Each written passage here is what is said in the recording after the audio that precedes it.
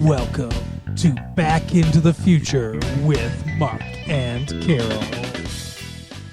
Well, hello everyone. It's fresh date. It's fresh newspaper day. It is. It's whatever day you're listening to this or whatever day you want it to be. It's 2026 for us. Is it 2095 for you? Our show will last forever. It is Back into the Future, guys. We are. We're not in the past anymore. We're not 25 years ago. We're not doing that. We're doing this where we can tell you we have Twitter or X or whatever you call it. Oh, God. Visit us on Facebook and X. Don't visit us on X. No, that's a hellscape of Nazis now. Yeah. No, I used to promote our show on Twitter a lot, and I miss being able to do that. But I don't feel like X is really the platform for us anymore. Follow us on Blue Sky. Facebook. Or Blue Ski. We have Facebook groups. Yeah. Instagram. But really, just listen. Gram us. Just listen. Share. That's all we ask. Back in the 80s, we didn't have Instagram. Email us. I love getting emails. We had an instant gram of cocaine. Oh, my. But speaking of cocaine, we watched... Oh, and we have a Patreon too, guys. Yeah, that's Just right. throwing that out there. Yeah, get on that. Like putting my little hat out, right? Right, exactly. Digital begging. It is. Hey, artists need to eat. That's right. We watched a televisual series. I'm pretty sure it's based on a book. Oh, is it? I Yeah. might want to read it. It's called His and Hers. We should have done it where I said his and you said hers. Oh, that would have been cute. It's called His. And Hers. I know, wasted moments. It's on Netflix. So I have this app called Taste, and in it, what? It's just a very aggressively sexual sounding app. Taste. It's not in any way. Just grab a taste. It is where you can keep track of shows that you're watching and movies too, shows and movies, whether you like them, whether you don't, what you're watching, what you want to watch. And it helps because we have so many things we're watching all the time that sometimes we'll get distracted and forget. So I don't want to forget about stuff anymore. Right. So anyway, it also recommends things based on what you like to watch. And that's where I saw His and Hers. And I'm so glad because I loved it so much. So normally when we talk about these things, we go into spoilers and all that stuff and everything. But I feel like this is a thing that a lot of our audience probably hasn't seen. So I don't want to spoil things. So we're going to try to not spoil stuff. So is it not popular? Is that why you think people haven't seen it? I don't know. Until you told me about it, I haven't heard about it. Mm-hmm. It's so hard to know though. We don't have a monoculture anymore. Everybody is broken up into little sections, so I don't know. Yeah, that's true. But hey, guys, one more thing about Taste, because I can talk about this stuff. I love doing these episodes where I can just be me. Yeah. It has a social thing, so you can follow me at Lucretia1982. Okay, follow Carol at Lucretia 1982. That's LUCRECIA 1982. All right. Because then you can see the stuff that we're watching and recommending and everything. It's a good tool for our show. Yeah. But so this is a book based, or it's a show, but it's based on the book His and Hers by Alice Feeney. Like Mr. Feeney from Boy Meets World. Exactly. Who is a year older than I am. She's a British novelist. She does mysteries and thrillers. So she's a British novelist, but the novel takes place here in America. Takes place in DeLongya, Atlanta, or whatever. I can't picture this in Britain. I think it had to be here. Maybe. I don't know, because maybe not. Maybe it is in Britain. Well, now I want to look it up. Hey, I can admit I'm looking something up too. I love this. Well, I'm also doing my research right here. Neither one of us are looking at each other to establish that vaunted chemistry that she and I have on here, but I guess some of her other Alice Feeney, some of her other things have been adapted. Sometimes I Lie came out in 2019, starring Sarah Michelle Gellar. in the lead role. Oh, I love Sarah Michelle Gellar. We should watch it. Ellen DeGeneres and Jeff Kleiman were in there. Or were executive producers, maybe. Oh, no. Listen to this. So, wait, actually, it didn't happen. In 2019, Fox bought the television rights to Sometimes I Lie. In November 2019, a television series project was announced with Sarah Michelle Gellar playing the lead role. Robin Sweecord was engaged to adapt the book, and Ellen DeGeneres and Jeff Kleiman, as well as Gellar and Secord, were to be executive producers. This option later lapsed, and the rights were picked up by Tommy Harper Productions and Matt Charman's Binocular Productions in 2024. Charman and Cheryl Lewis are set to write the adaptation. So, it's not been developed yet. But is it still going to be? It's not like canceled. It's not officially canceled, no. They're But still it's developing like 7 years ago. Yeah. Poor Sarah Michelle Gellar, because they were going to make a reboot of Buffy the Vampire Slayer, and that didn't happen. And she was in that Dexter Babies show, Young Dexter. Dexter Babies? Yeah. She was in it? Yeah. I don't remember her in it. She was the lead forensics person. She was like his boss. Oh, yeah. Yeah, Dexter Baby. And they canceled that after one season. Yeah. Which sucks, because I liked that. Like, I think I liked that more than Dexter Resurrections. Yeah, I mean, I liked all the Dexter. But in 2020, Jessica Chastain, Kristen Campo, and Endeavor acquired the television rights to His and Hers. The series adaptation of the book premiered on Netflix on January 8th, 2026. So, guys, the His and Hers book does take place in England, a quiet, quintessential small village in Surrey, England.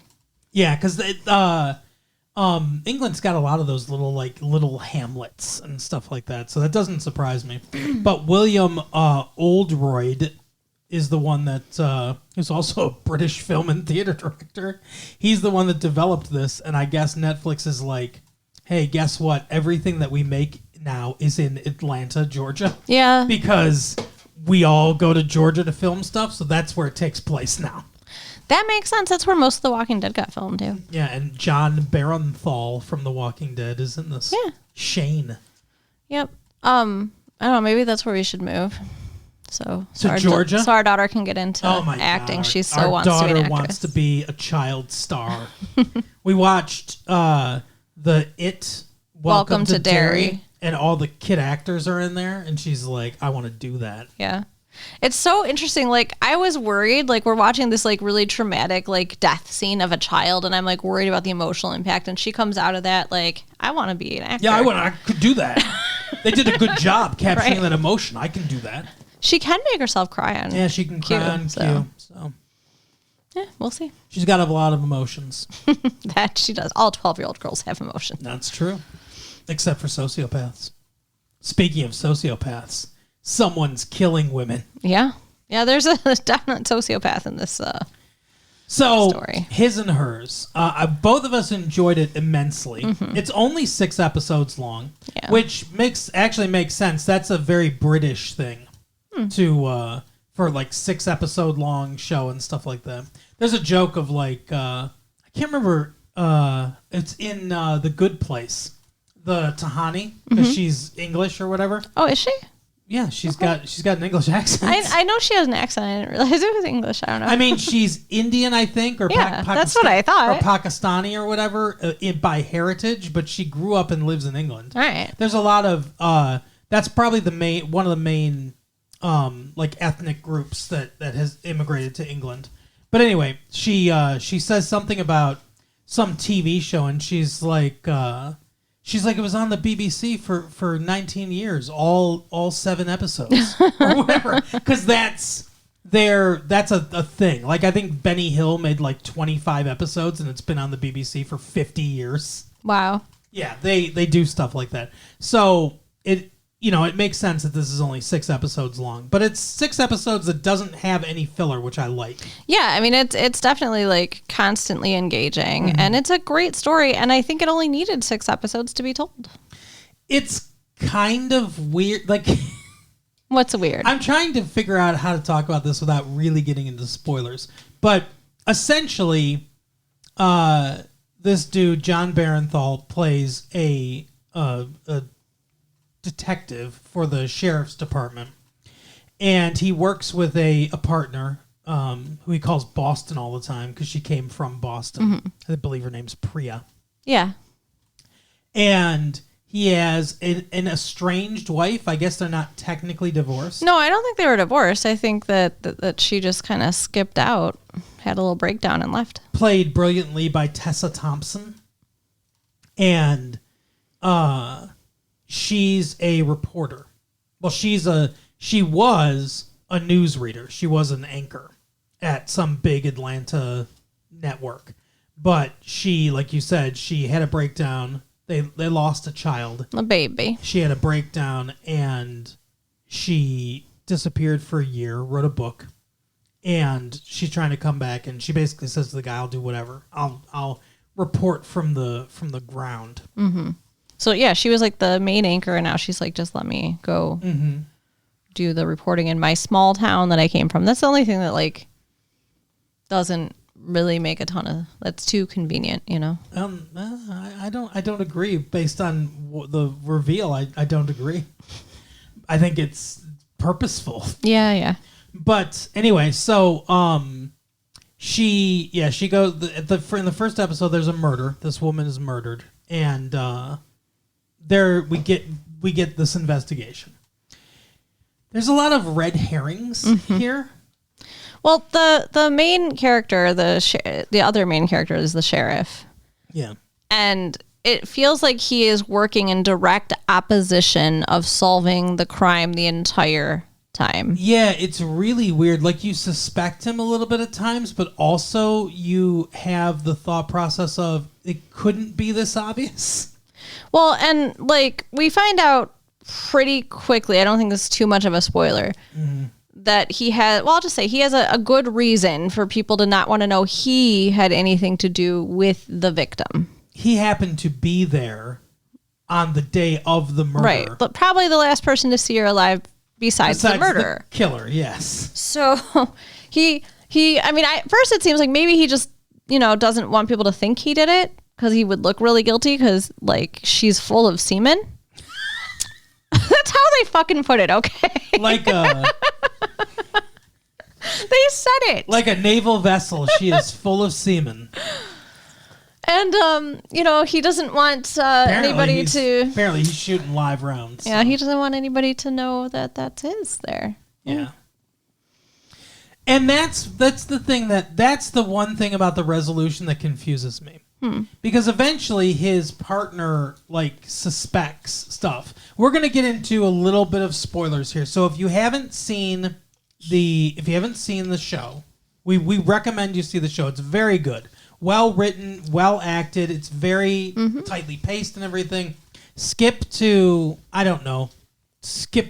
time code 18 minutes. I don't know. For the next 5-ish minutes, we're going to talk spoilers probably.